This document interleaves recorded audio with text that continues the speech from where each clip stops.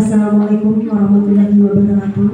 Waalaikumsalam warahmatullahi wabarakatuh. Yang terhormat Ibu Kepala Sekolah SD Negeri 124 Kota Palembang, yang saya hormati Bapak Ibu Guru Hebat SD Negeri 124 Kota Palembang serta tenaga kependidikan. Puji dan syukur kehadirat Allah Subhanahu wa Ta'ala, Tuhan Yang Maha Esa, yang telah memberikan kita kesehatan, kesempatan, walaupun dalam keadaan cuaca kabut asap yang tebal, tidak mengurangi semangat kita untuk hadir pada hari ini. Salawat dan salam tercurah juga kepada junjungan Nabi besar Muhammad SAW serta kepada seluruh pengikutnya yang setia hingga akhir zaman. Semoga kita semua yang berada di sini mendapatkan syafaat di yaumul akhir. Amin ya rabbal alamin. Baik Bapak Ibu guru hebat, hari ini kita akan mengadakan kegiatan diseminasi pemahaman dan pengalaman budaya positif di sekolah. Adapun susunan acara pada hari ini adalah 1. Pembukaan, 2. Menyanyikan lagu Indonesia Raya, 3. Kata sambutan dari Ibu Kepala Sekolah SD Negeri 124 Kota Palembang, 4. Diseminasi pemahaman dan pengalaman budaya positif oleh Ibu JP Melda SPDI selaku calon guru penggerak angkatan 9 Kota Palembang. Yang kelima, tanya jawab. 6. Doa. 7. Penutup. Baik Bapak Ibu, marilah kita buka acara ini dengan membacakan Bismillah.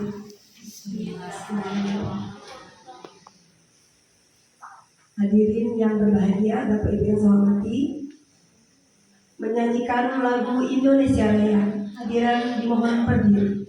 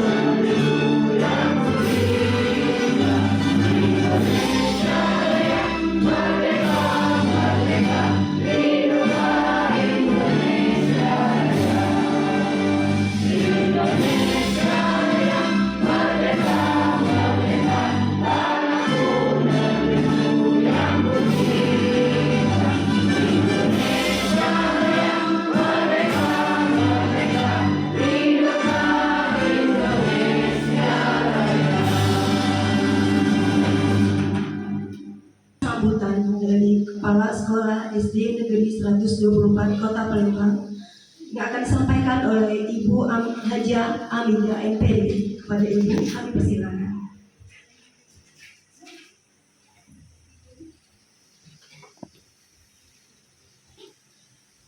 Bismillahirrahmanirrahim. Assalamualaikum warahmatullahi wabarakatuh.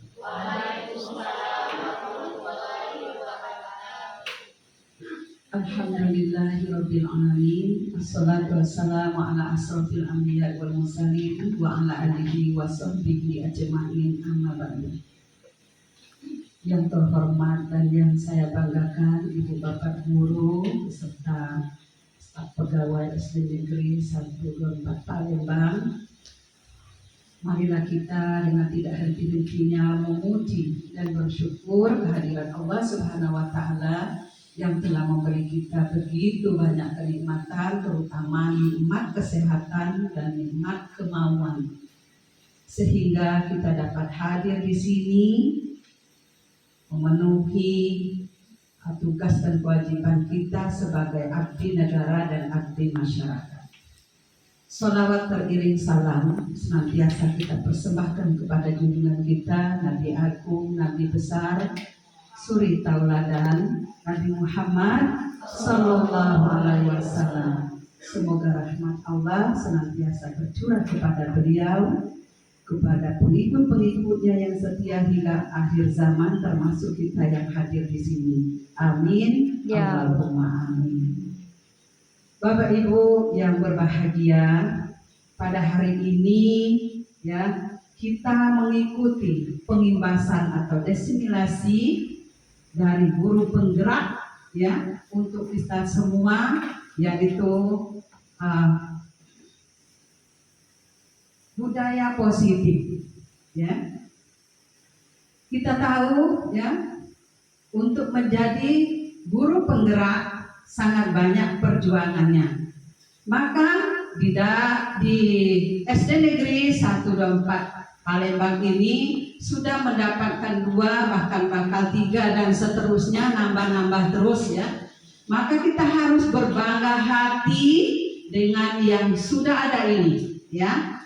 Yang sudah ada 1 calon 1 ya, kemudian yang sudah lulus juga ada 1, minta-mintalah lulus sampai ke tes wawancara. Amin ya rabbal alamin. Maka kali ini calon guru penggerak ya mendesimilasi atau sharing ya, berbagi budaya positif kepada kita semua. Apa budaya positif? Nanti kita dengarkan dari beliau ya, dan kita terapkan dalam kehidupan sehari-hari kepada siswa-siswi kita semua. Untuk itu ya, saya sebagai kepala sekolah pertama mengucapkan terima kasih ya kepada guru penggerak ya, kepada semua guru ya sudah menyambut positif yang akan disampaikan atau yang akan didesimilasi oleh guru penggerak tersebut. Demikian, terima kasih atas perhatian, mohon maaf atas segala kekurangan. Saya akhiri, wabillahi taufiq wal hidayah. Wassalamualaikum warahmatullahi wabarakatuh. Biji selasi buah rambutan, keduanya enak dimakan. Terima kasih Ibu atas sambutan yang telah disampaikan. Menginjak acara keempat, acara inti diseminasi pemahaman dan pengalaman budaya positif yang akan disampaikan oleh Ibu JP Melda SPDI, calon guru penggerak angkatan 9 Kota Palembang. Pada Ibu JP, kami persilakan. Terima kasih Ibu Ina. Bismillahirrahmanirrahim. Assalamualaikum warahmatullahi wabarakatuh. Waalaikumsalam warahmatullahi wabarakatuh. Saya berdiri saja ya Bapak Ibu. Kebiasaan di kelas ngajarnya sambil berdiri. Sebelum masuk, bagaimana Bapak Ibu kabarnya? Sehat? Alhamdulillah. Yang pertama-tama saya mengucapkan terima kasih kepada Ibu Kepala Sekolah atas dukungan dan supportnya. Hari ini kita bisa berkumpul di dalam kegiatan desiminasi pemahaman dan pengalaman budaya positif di sekolah. Kemudian yang kedua, saya ucapkan terima kasih kepada Bapak Ibu guru hebat semua SD Negeri 124 Palembang atas kehadirannya pada hari ini. Nah Bapak Ibu, sebelum kita mulai pada materi pada pagi hari ini, saya mau tes konsentrasi Bapak Ibu dulu. Oke siap? Oke, saya ada sebuah pertanyaan. Kalau seandainya kemarin hari Minggu, besok hari apa? Senin. Apakah benar? Berarti belum fokus Ibu deh. Coba hari apa? Nah, kalau kemarin hari Minggu berarti besok hari Selasa, karena hari ini hari Senin. Oke, belum fokus ya. Oke, satu lagi ya Bapak Ibu. Oke. Kita tahu tangan kita ada berapa? Ada 2. Jari kita ada berapa? Kalau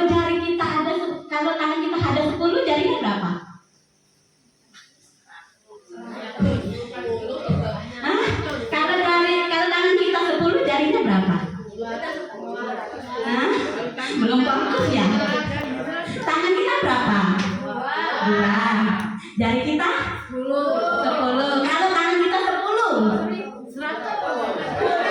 Belum fokus. Tangan kita kan cuma 2. Satu jari 5. 10 jari 10 tangan 1000.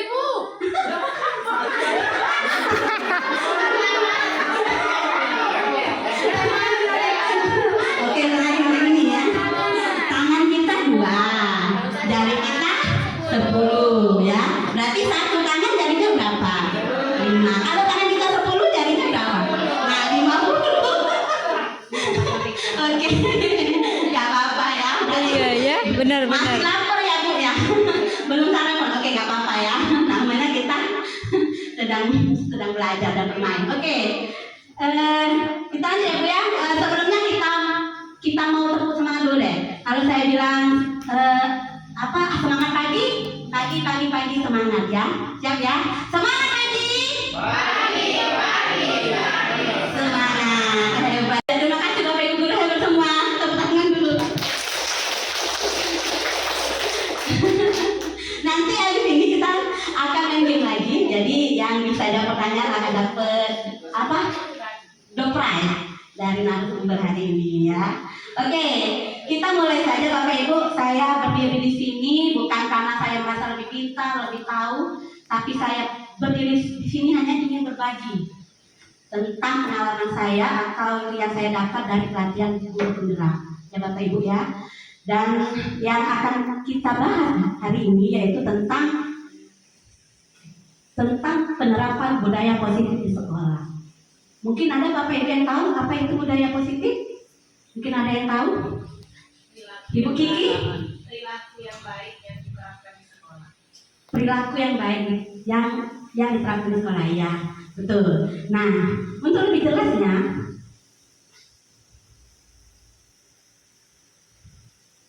budaya positif itu ialah nilai-nilai, keyakinan-keyakinan, dan kebiasaan-kebiasaan di sekolah yang berpihak pada murid dan dapat berkembang menjadi pribadi yang kritis, penuh hormat, dan bertanggung jawab. Nah, kita sebagai guru memiliki peran penting atau peran sentral dalam mewujudkannya. Nah, kira-kira manfaat dari budaya positif apa Bapak Ibu?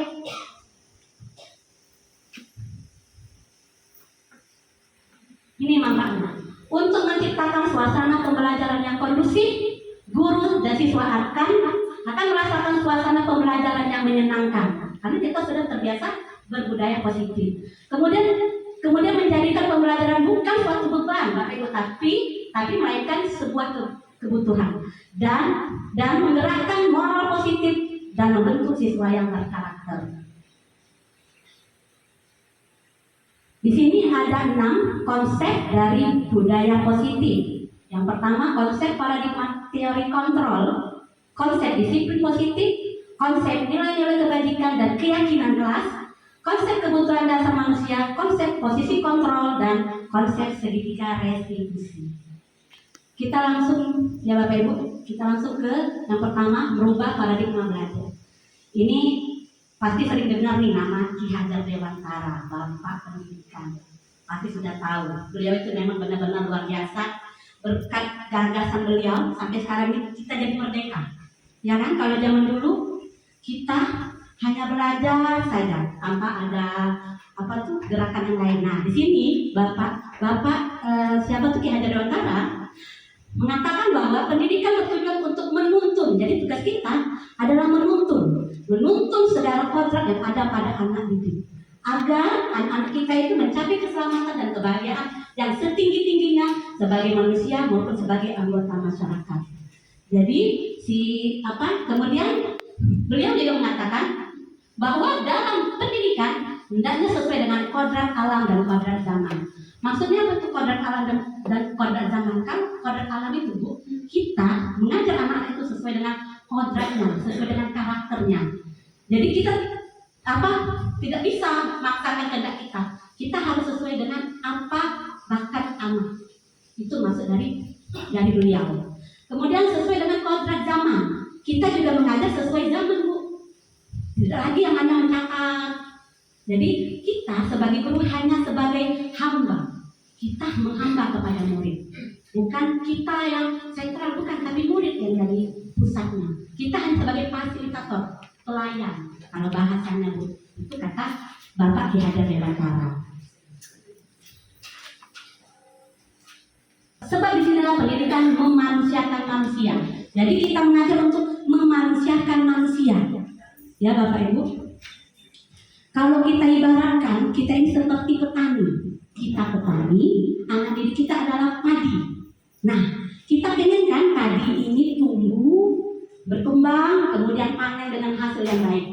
Nah, seperti itulah anak didik kita. Kita mau dia jadi sukses, baik gitu. Nah, dan kita juga harus memenuhi kebutuhannya, sama seperti padi. Butuh apa dia? Butuh air, butuh pupuk, butuh ladang. Kemudian kalau banyak hama harus kita singkirkan. Seperti itulah anak didik kita. Ini menurut Ki Hajar Dewantara.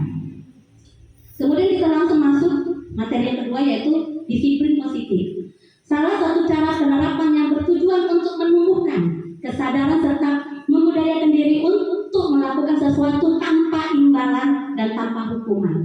Nah, ini maunya kita terapkan ke anak didik kita. Dia melakukan sesuatu itu bukan karena dipaksa, tapi atas kesadaran dia sendiri. Contoh nih, dia pergi datang pagi-pagi karena dia sadar aku butuh datang pagi, bukan karena takut sama gurunya, bukan karena dapat hadiah. Jadi di sini disiplin positif adalah dia melakukan sesuatu atas dasar keinginan sendiri karena sebuah kebutuhan, bukan karena sebuah paksaan. Ya Bapak Ibu. Selanjutnya yang ketiga tentang keyakinan sekolah atau kelas. Ini keyakinan kalau kita kaitkan dengan rukun iman hampir mirip ya, tapi ini keyakinan ini suatu kesepakatan yang dibuat oleh siswa bersama murid. Mungkin Bapak Ibu dan saya juga sebelum saya masuk, karena saya banyak kelasnya seperti Pak Gupro, Pak Uni, jadi kita suka buat suatu peraturan ya Bapak ya. Kalau kamu mau sama ibu belajar harus ini, harus itu, harus ini, harus itu. Kalau tidak ini hukumannya. Nah, di sini kita tidak lagi pakai nama seperti itu. Kita pakai keyakinan kelas. Apa itu keyakinan kelas?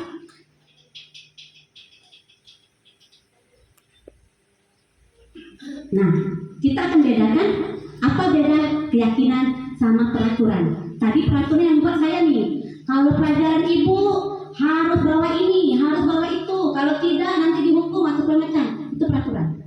Kalau peraturan itu dibuat tanpa melibatkan siswa, saya sendiri yang buat. Itu namanya peraturan. Tapi kalau keyakinan dibuat bersama siswa, bersama-sama. Jadi anak sendiri yang maunya apa. Jadi tahu dia nih, aku nih harus apa ya, karena aku sendiri yang buatnya, bukan guru. Kemudian kalau suatu peraturan kelas itu kalimatnya itu banyak tentang larangan. Tidak boleh nakal, tidak boleh ribut, tidak boleh nangis, tidak boleh ini. Tapi kalau satu lagi keyakinan semuanya kalimat positif. Tidak boleh buang sampah. Kalau keyakinan buanglah sampah pada tempatnya. Itu bedanya. Jadi kalau peraturan dia banyak kata-kata negatif, kalau suatu keyakinan semuanya kalimat positif. Kemudian satu lagi, kalau di peraturan ada konsekuensi atau hukuman, tapi kalau di keyakinan tidak ada. Kita kalau ada siswa yang melanggar, kita akan adakan restitusi. Apa itu restitusi? Nanti kita akan bahas. Oke. Selanjutnya, ini contoh keyakinan kelas yang saya buat di kelas 5A. Di sini saya akan menyuruh anak, silakan kalian tulis kalian mau apa. Ya, sudah ditulisnya, kita tempel di dinding pakai kertas potis. Kemudian kita satukan nih. Ada yang bilang, katanya tidak boleh ngomong kotor, katanya tidak boleh berbalik. Namanya anak-anak, dia pasti bilang jangan, tidak boleh. Nah, tugas kita jadikan dia kalimat positif. Kita satukan. Jadi katanya tidak boleh segala macam. Jadilah ini disiplin dan bertanggung jawab. Jadi hilangkan kata-kata larangan. Kemudian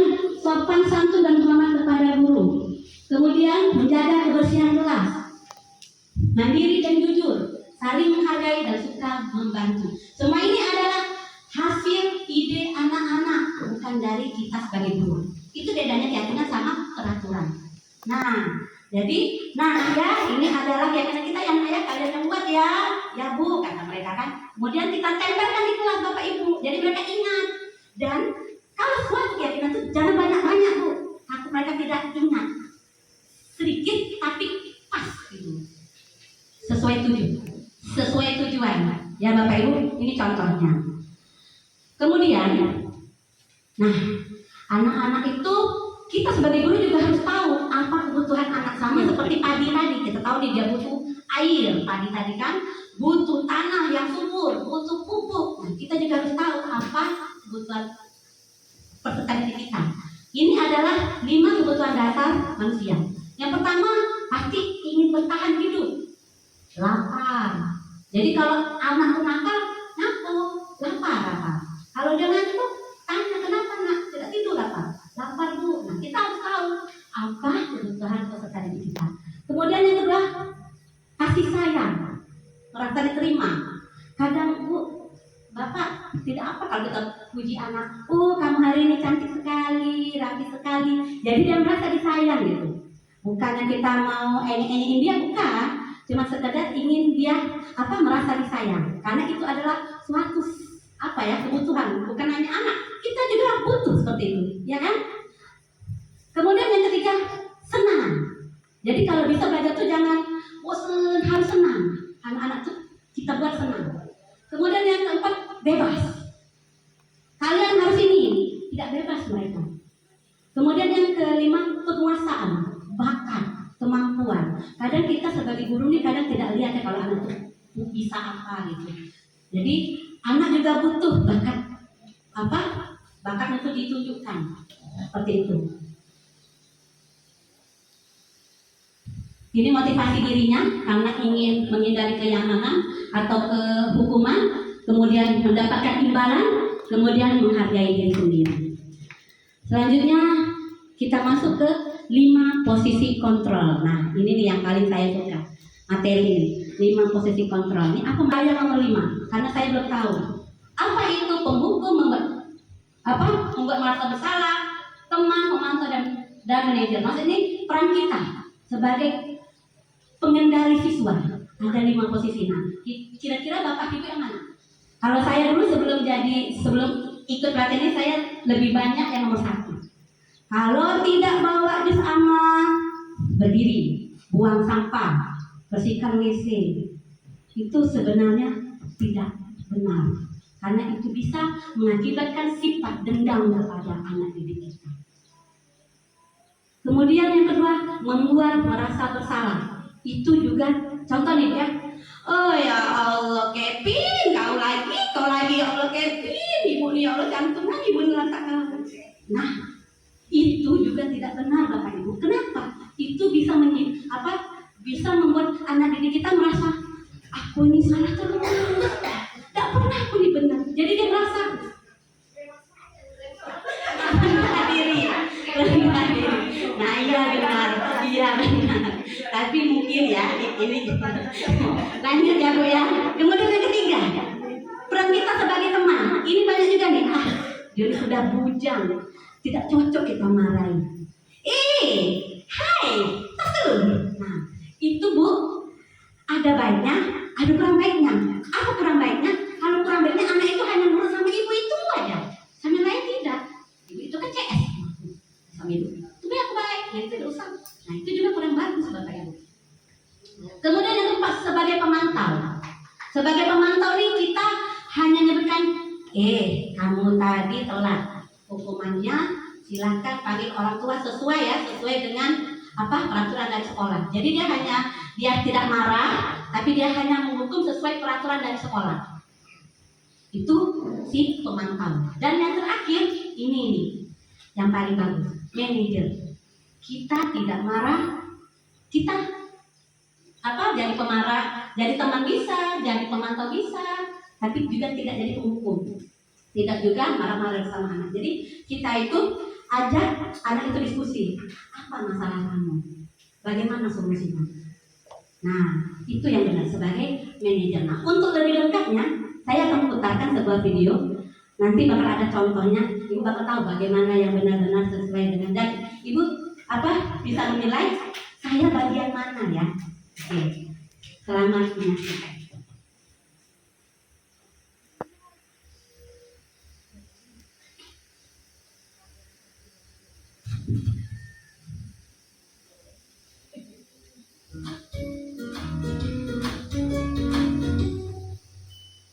Salam bahagia Ibu dan Bapak guru hebat. Dalam penerapan disiplin positif restitusi, salah satu program yang dikembangkan adalah 5 posisi kontrol. 5 posisi kontrol dalam restitusi adalah proses perjalanan seorang pendidik agar dapat mengenali dirinya. Pada video kali ini, kita akan membahas tentang 5 posisi kontrol yang dikembangkan oleh Diane Gossen dan contoh penerapannya.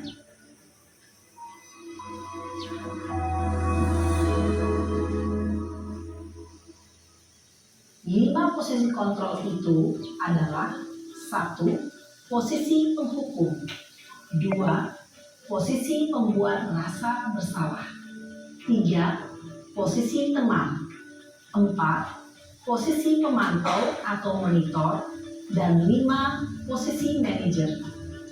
Untuk lebih memahami kelima posisi tersebut, mari kita saksikan kasus Naren yang terlambat hadir 20 menit di sekolah dan melihat bagaimana kelima posisi kontrol dalam menghadapi masalah tersebut.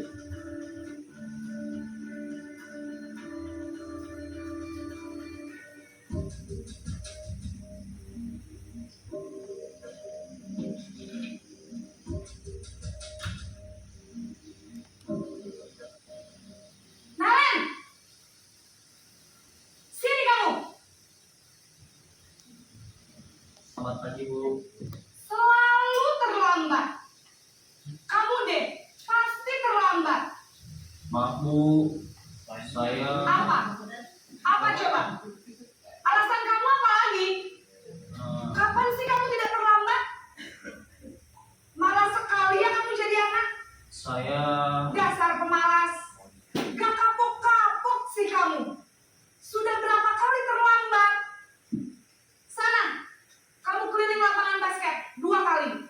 kenapa saya harus keliling lapangan basket, Bu? Kenapa? Kamu mau lawan ibu?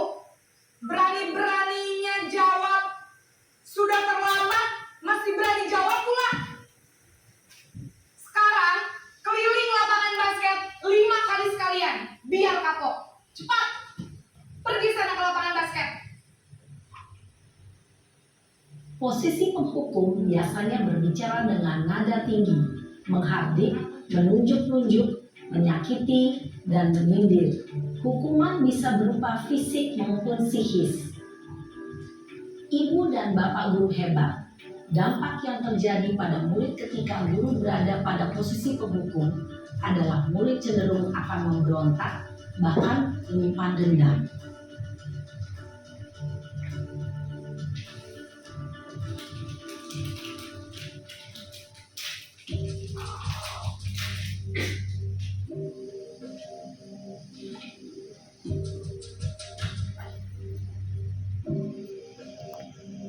Naren!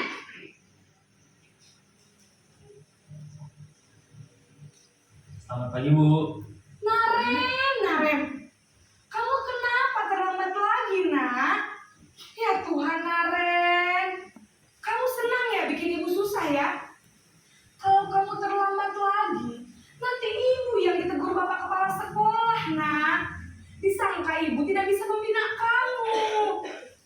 Duh, gimana ini? Maaf, Bu. Duh, Gusti Naren.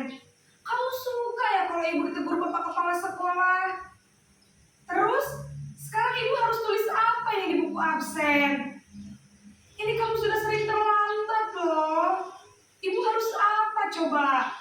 Maaf, Bu. Maaf sekali.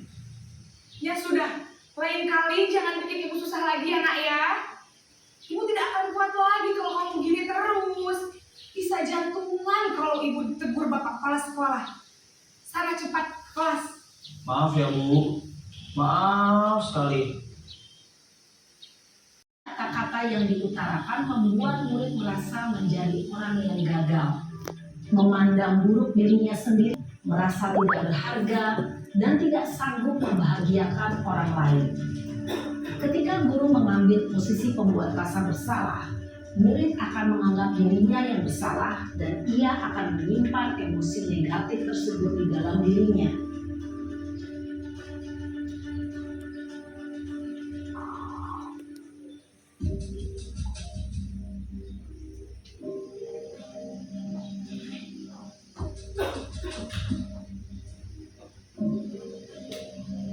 Naren,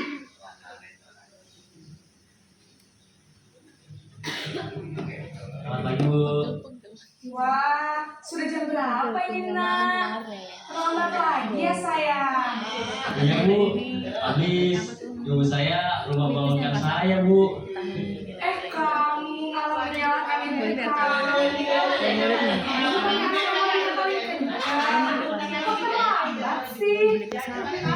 Iya Bu, saya memang terlambat bangun tadi. Jadi biarpun saya lari kencang, tetap gak kekejar Bu. Ya sudah sana. Nanti lain kali larinya lebih kencang lagi ya. Kan mereka tahu Biar gak terlambat lagi. Bikin surat ibu. Iya kok Demi ibu.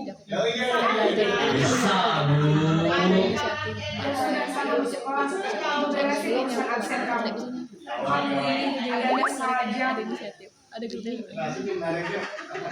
Dalam posisi teman, guru berbicara dengan nada suara ramah, akrab, cenderung bersenda gurau untuk menjaga suasana tetap santai. Nena akan merasa senang, aman, dan akrab dengan guru. Nggak salah ngasih nama Naren. Identitas yang tercipta adalah Temen Naren di identitas masa. sukses atau berhasil. Namun, perlu diingat, karena ini masih dorongan eksternal, maka ada faktor ketergantungan dari murid kepada orang tertentu. Di sini guru absennya, sehingga di lain waktu murid bisa berperilaku baik, namun hanya kepada orang-orang tertentu saja.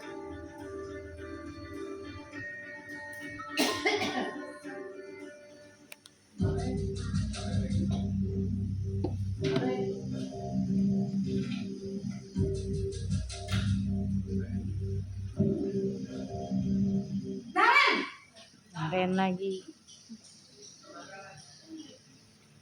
Selamat pagi Bu. Naren, apa peraturan sekolah kita tentang jam berapa kita harus masuk sekolah, Nak? Kita harus di sekolah jam 7 Bu. Iya betul, sekarang sudah jam 7.20. Naren sudah tahu konsekuensinya jika terlambat hadir. Paham Bu, saya harus tinggal kelas pas jam istirahat selama 20 menit. Iya benar, konsekuensinya demikian. Jadi nanti jam 9.30 pas istirahat, kamu harus tinggal di kelas, kerjakan tugas tambahan untuk ketertinggalan kamu, ya? Baik Bu. Dan konsekuensi. Seorang pemantau menunjukkan bahasa tubuh dan ekspresi wajah yang datar dan cenderung formal.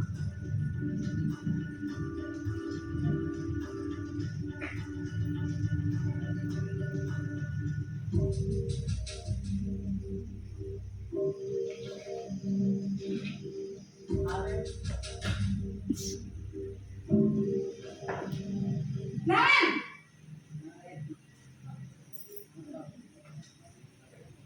Selamat pagi Bu.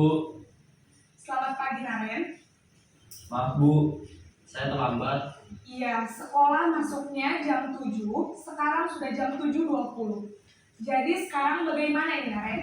Maaf Bu, saya lupa setel alarm saya semalam. Baiklah, menurut kamu, keyakinan sekolah yang mana yang perlu kamu tingkatkan?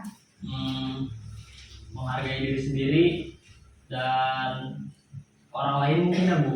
Setuju. Jadi, apakah Naren meyakini prinsip saling menghormati tersebut? Iya Bu, saya meyakininya. Apakah Naren bersedia memperbaiki masalah keterlambatan ini? Bersedia Bu. Bagaimana kamu akan perbaiki masalah keterlambatan ini? Saya akan coba untuk tidak lupa menyetel alarm saya Bu. Baik, kalau Naren lupa menyetel alarm di rumah, ada orang yang kira-kira bisa bantu mengingatkan tidak? Ada Bu, kakak saya, Kak Ema. Ada lagi selain Kak Emma? Selain Kak Ema, ada ibu saya.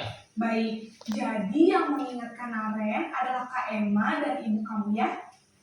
Kira-kira akan mulai set alarm kapan nih Naren? Setelah pulang sekolah, akan segera saya lakukan.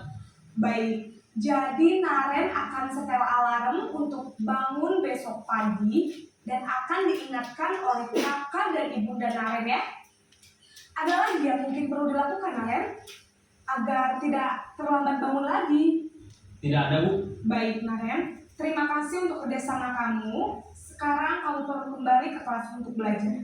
Baik Bu, terima kasih. Posisi manajer adalah posisi kontrol yang disarankan untuk membimbing murid memiliki sikap disiplin yang positif, yaitu murid yang mandiri, bertanggung jawab, dan dapat memecahkan masalah. Tujuan dari posisi ini adalah agar murid dapat berefleksi atas tindakannya. Guru akan dengan tulus memberikan pertanyaan-pertanyaan bermakna, sehingga membuat murid dapat belajar dari kesalahannya dan mencari sebuah solusi untuk menyelesaikannya. Ibu dan Bapak guru hebat, setelah mengamati adegan kelima posisi kontrol tadi, kira-kira posisi mana yang paling ideal? Posisi mana yang dapat menunjang motivasi intrinsik murid? Ya, tentu posisi manajer. Posisi ini memang posisi ideal yang ingin dituju setiap pendidik. Pada posisi inilah, guru dapat menerapkan disiplin positif yang berpihak pada murid, yang memerdekakan murid. Perjalanan seorang pendidik tentunya tidak mudah untuk sampai pada posisi seorang manajer. Namun, tujuan kita pasti, yaitu menciptakan murid-murid yang mandiri, merdeka, dan bertanggung jawab. Semoga penggambaran 5 posisi kontrol yang telah diperlihatkan ini dapat menjadi ajang refleksi bagi kita semua, agar dapat terus mengasah dan menerapkan disiplin positif yang memerdekakan murid. Mari terus berlatih dan bersemangat. Selamat menerapkan. Salam dan bahagia, Ibu dan Bapak guru hebat.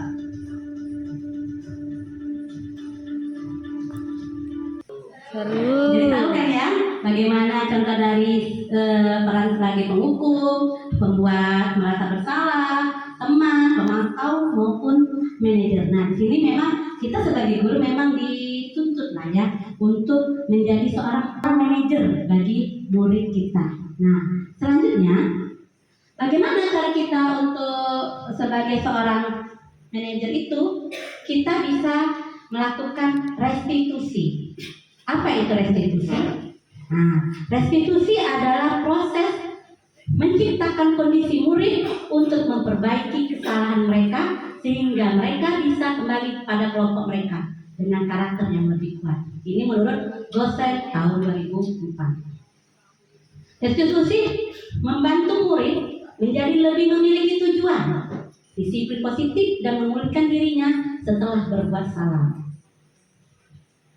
Nah, di sini ada contoh. Nah, kita bisa menggunakan segitiga restitusi. Jadi di sini yang pertama, kita menstabilkan identitas dulu dengan cara menanyakan. Contoh tadi, Naren kamu kenapa? Ya Bu, saya terlambat. Kemudian kita bilang, setiap orang pasti pernah melakukan kesalahan. Dan kamu bukan kamu satu-satunya yang pernah membuat kesalahan. Jadi di sini kesannya kita memberi identitas pada anak bahwa dia tenang, tahu disalahin apa. Kemudian baru yang kedua, validasi tindakan yang salah. Setelah dia tahu disalahin apa, kemudian bilang bahwa apa yang dia lakukan itu salah. Dengan bilang kamu tentu punya alasan mengapa kamu terlambat. Jadi kita tanya alasan dia, kenapa nak kamu berbuat begini sendiri. Kemudian baru kita tanya lagi, kira-kira keyakinan keras apa yang kamu lakukan? Yang sudah kita buat tadi Bapak Ibu. Jadi sebelum ngajar Bapak Ibu buatlah suatu keyakinan keras yang dibuat oleh anak-anak itu sendiri agar mereka ingat. Nah, baru setelah itu mau jadi apa kalian? Tanyakan kepada mereka. Jadi dia segitiga ya Bu. Nah, di sini ada contoh. yang sudah saya terapkan.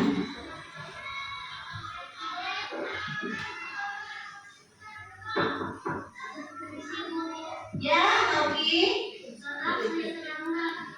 Ya, Sofi nggak apa-apa, silakan masuk. Sofi, ini nak.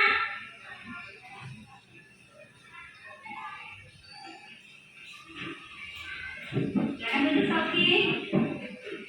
Sofi, tahu tidak kenapa dipanggil Sofi? Tadi Ibu lihat Sofi tadi sama panggil lari dan setengahnya. Sofi kenapa? Habis lari ya dia. Kenapa lari? Terlambat. Tadi Sofi pergi jam berapa? Kita masuknya jam berapa? Iya, jadi Sofi terlambat ya? Iya, nggak apa-apa. Ibu, teman-teman juga pernah terlambat. Tapi kira-kira yang Sofi lakukan itu benar atau tidak? Iya. Oh, memang setiap orang pasti pernah berbuat salah ya. Ibu juga pernah berbuat salah. Teman-teman juga pernah berbuat salah, tidak apa-apa. Nah, kira-kira kenapa dia terlambat? Nah,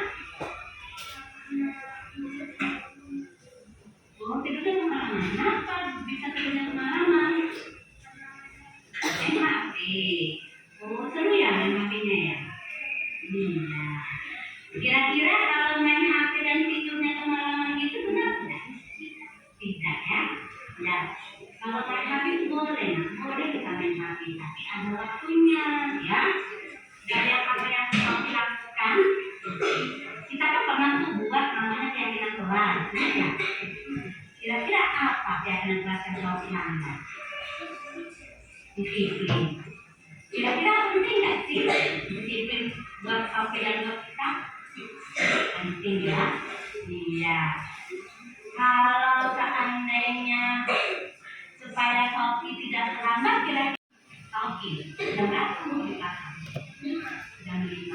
Selain itu apa lagi yang Sofi lakukan supaya tidak lagi terlambat perjalanan? Tidak tidur malam. Lalu selain itu apa lagi?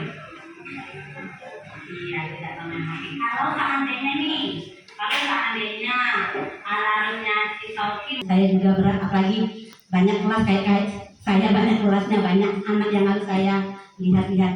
Ini hanya contoh. Jadi semoga kedepannya kita semua, termasuk saya juga, bisa konsisten. Karena kita ini pasti punya sifat emosi besar ya Bu ya. Nah, oke. Selanjutnya ini ada satu contoh dari Ibu Dina. Boleh ya Ibu Dina ditayangkan ya. Oke, ini contoh dari Ibu Dina. Mungkin Bapak Ibu ingin melihat mungkin. Kita foto video kita. Ada. Bukan mulai.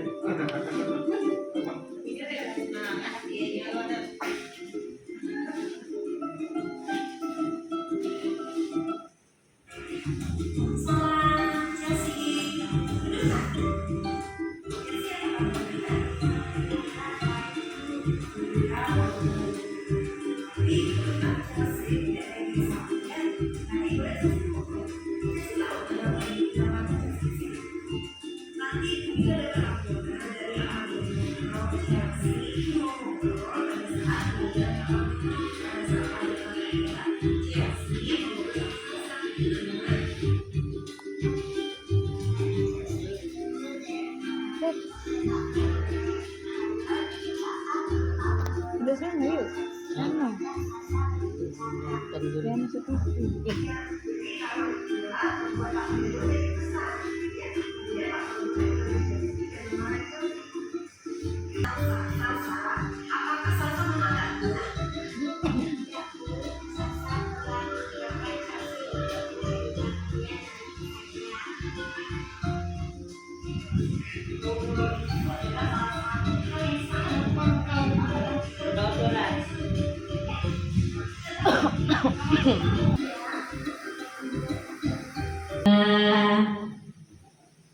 Sekianlah materi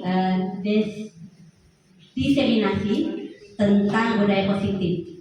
Mungkin selanjutnya ini kalau ada yang mau ditanyakan boleh Dan saya tutup dengan wassalamualaikum warahmatullahi wabarakatuh.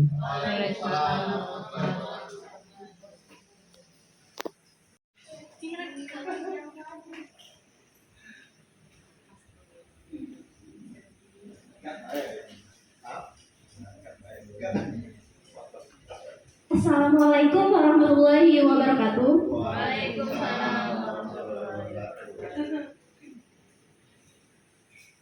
Sebelumnya perkenalkan, nama saya Sri Fatimah. Di sini saya ingin bertanya kepada Ibu Imelda Jepi Melda SPDI. Pertanyaannya mengenai budaya positif di sekolah. Itu bagaimana cara kita agar dapat menerapkan serta menumbuhkan budaya positif di sekolah kita. Terima kasih. Baik, kita lanjut ke pertanyaan kedua. Siapa lagi yang mau bertanya? Kak Ibu? Ya, baik, Ibu Kiki. Assalamualaikum warahmatullahi wabarakatuh. Saya Kiki, saya perwakilan dari guru kelas 4. Yang akan saya tanyakan tadi di situ ada tentang kebebasan Bu Melda ya. Nah, bagaimana cara menerapkan kebebasan tersebut, karena di sini terkadang anak menyalahtafsirkan kebebasan itu, malah terkadang agak membuat kelas itu menjadi gaduh Bu ya. Nah, jadi bagaimanakah caranya agar kebebasan tersebut di dalam kelas dapat tercipta belajar yang kondusif? Terima kasih Bu Melda. Pertanyaan sangat bagus sekali dari Ibu Sri dan Ibu Kiki ya. Ibu Melda, ini ada pertanyaan pertama dari Ibu Sri. Nambah sih kok, Pak. Oh, mau nambah satu lagi? Kok, Pak. Kalau ini memang pertanyaan nak CGP kan aku tanya ya. Iya, sini. Duduk ya. Ya. Assalamualaikum warahmatullahi wabarakatuh. Baiklah, dari poin yang sudah Ibu Jepi Melda jelaskan tadi, ini memang pertanyaan sudah lama sebenarnya, tapi memang teman-teman belum saya tanyakan yang ikut dari program CGP. Pertanyaan seperti ini Bu Melda, apakah pendidikan itu tidak butuh dengan kekerasan? Itu pertanyaan saya, dan alasannya apa? Karena apa saya bertanya seperti itu? Karena acuan saya itu dari pendidikan yang old, pendidikan lama. Karena sedikit cerita, pendidikan yang lama itu kami bukannya takut dengan guru, tapi kami menghargai guru itu, seperti itu. Tapi dengan yang metode yang sekarang, mungkin pendekatan dan cara kita memanusiakan kata Jayu dan Bu Jepi Melda tadi. Mungkin itu saja pertanyaan saya. Terima kasih. Wassalamualaikum warahmatullahi wabarakatuh. Terima kasih, pertanyaan sangat bagus sekali Pak Doni.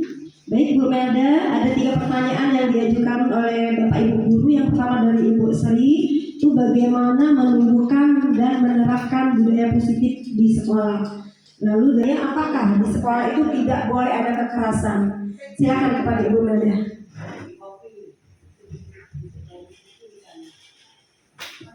Baik, terima kasih.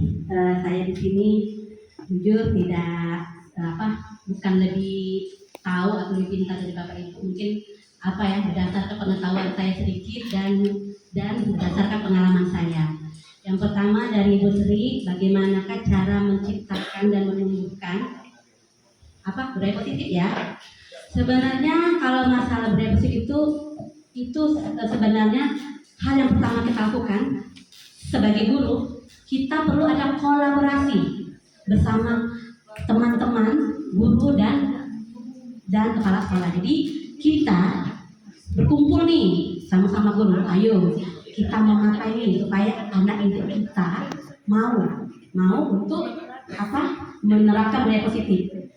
Jadi kita diskusi sama-sama sama kepala sekolah juga. Lalu setelah itu kita dari diri kita dulu sebagai guru yang menerapkannya. Kita tidak datang terlambat, kita ngomongnya lembut gitu kan pada siswa kita kan. Jadi pertama tadi harus ada komunikasi dan kolaborasi antar sesama warga sekolah. Bagaimana? Ada yang mau tambahkan? Betul. Oke, terima kasih ya Ibu Tri. Kemudian yang pertanyaan kedua dari Ibu Kiki ya, bagaimana kita menafsirkan kebebasan bagi peserta didik? Bebas di sini maksudnya Bu, kita mengajar itu sesuai dengan kodratnya, kodrat anak, sesuai dengan karakternya. Nih anak ini nih biasanya dia lebih nangkepnya kalau dia nonton video, ada yang lebih nangkepnya baca, ada yang lebih nangkepnya langsung praktek. Jadi bebas di sini sesuai dengan bakat anak, sesuai dengan kodrat anak, berdiferensi. Makanya sekarang ini ada yang namanya pembelajaran berdiferensi, sesuai dengan bakat dan kemampuan anak. Ini maksudnya bebas itu. Jadi anak tuh bebas mau belajar sesuai dengan bakatnya, dengan sifatnya, karakternya gitu. Demikian Bu Kiki, bagaimana? Cukup? Oke, terima kasih. Kemudian yang ketiga saya sangat suka pertanyaan dari Pak Doni itu juga. Saya juga mengajar dari kecil karena saya juga keras dididik oleh orang tua, oleh guru. Makanya kita sekarang ini sukses Bapak Ibu, saya dan teman-teman semua itu karena didikan guru dan orang tua kita yang keras. Ya betul kan? Nah, cuman kita lihat lagi seperti apa kata Bapak Ki Hajar Dewantara tadi. Anak ini kita harus didik dia sesuai dengan kodrat alam dan kodrat zaman. Nah, di sini ada kata zaman. Karena zaman sekarang berbeda dengan zaman dulu. Sekarang anak ini sudah disebut dengan generasi alfa, lahir langsung melek teknologi. Jadi anak-anak itu lebih banyak dia berhubungan tuh dengan teknologi ketimbang dengan masyarakat gitu kan. Jadi yang namanya kalau kita menghukum itu sebenarnya sekarang sudah tidak cocok lagi karena zamannya sudah tidak cocok lagi. Jadi kalau kita ingin mendidik anak itu dengan pendekatan. Bukannya kita seperti tadi yang tadi sebagai teman, boleh, tapi harus lebih ada caranya gitu. Pakai sedikit restitusi. Jadi kita sama-sama kita menyelesaikan masalahnya bersama-sama. Jadi kenapa sekarang kita tidak lagi pakai hukuman? Karena sesuai dengan zamannya, Pak Doni. Sekarang tidak. Misalnya anak kita saja sendiri, anak kita, kalau kita hukum dia dendam sama kita. Aku nggak mau sama papa, nggak marah-marah baik. Aku nggak sama ibu baik, ya kan? Bener kan? Kalau zaman dulu tidak gitu. Walaupun kita dimarah kita tidak ada. Nah dendam ya sudah memang salahnya. Kan ini sudah zamannya. Jadi ya balik lagi benar kata Pak Ki Hajar Dewantara tadi kita harus mendidik sesuai kodrat alam dan kodrat zaman. Demikian Bapak Doni. Terima kasih. Terima kasih Ibu Umianda sudah panjang lebar sekali dijelaskan mengenai budaya positif. Jadi benar sekali ya Ki Hajar Dewantara itu tentang filosofinya yang menghamba kepada siswa berdasarkan kode alam dan kode zaman. Pak Doni, tidak hanya kekerasan yang tidak boleh di sekolah, tapi juga kita tidak boleh memberikan hadiah lagi kepada siswa. Hadiah dan hukuman itu bisanya tuh diminimalisir, karena itu tidak menimbulkan motivasi internal dari dalam dirinya. Tidak buat iming-iming sama anak. Nanti kalau kamu bisa kasih hutang, nah itu tidak boleh lagi. Seperti itu. Baik, sudah kita masuk dalam akhir dari kegiatan diseminasi pada hari ini Bapak Ibu. Ya, ada satu lagi dari Ibu Meda, ada game. Nah ini dari memberikan bukan hadiah ya, apresiasi, ungkapan terima kasih atas Bapak atas kontribusinya Bapak Ibu pada hari ini. Iya Bapak Ibu, saya sudah menyiapkan door prize. Sebenarnya kalau door prize itu kan pakai nomor. Ini enggak, ini khusus untuk yang bisa jawab pertanyaan. Tadi kan sudah menyimakkan Bapak Ibu. Oke. Hadiahnya sih murah, tapi jangan lihat harganya ya, Bu ya. Lihat bagaimana bentuk cinta dan hatinya. Tadi ya. Mungkin kasih kata jawab. Oke. Siapa yang masih ingat nih? 5 posisi kontrol yang ada pada guru. Sebutkan 5 saja. Ya. Ibu Nini. Ya. Dek, tolong bentar ayo nak nemuin ada di depan bentar ya.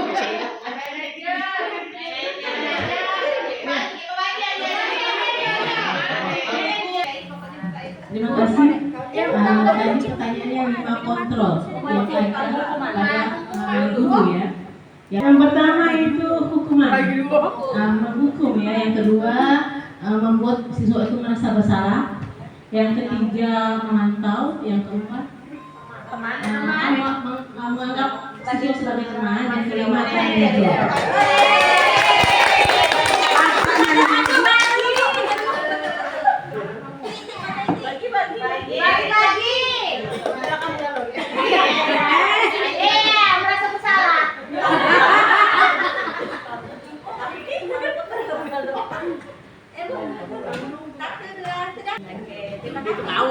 Terima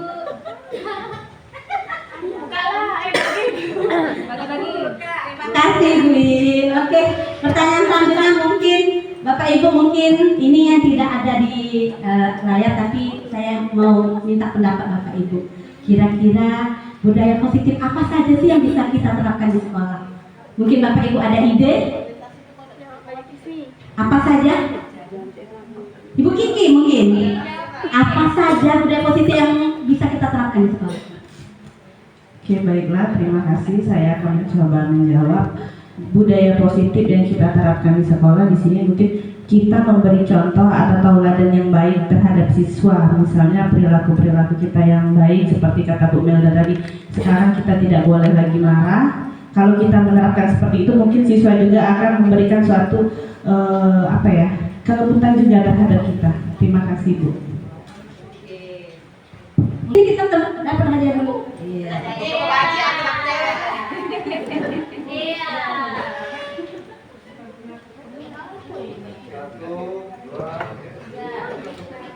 Oke, terima kasih Bu Kiki. Tepuk tangan untuk kita semua Bapak Ibu guru. Saya kembalikan lagi kepada MC. Ya, baik Bapak Ibu, sudah dari penghujung acara, yaitu pembacaan doa yang akan disampaikan oleh Ibu Husnul Khotimah SPDI. Kepada Ibu Husnul, kami persilakan.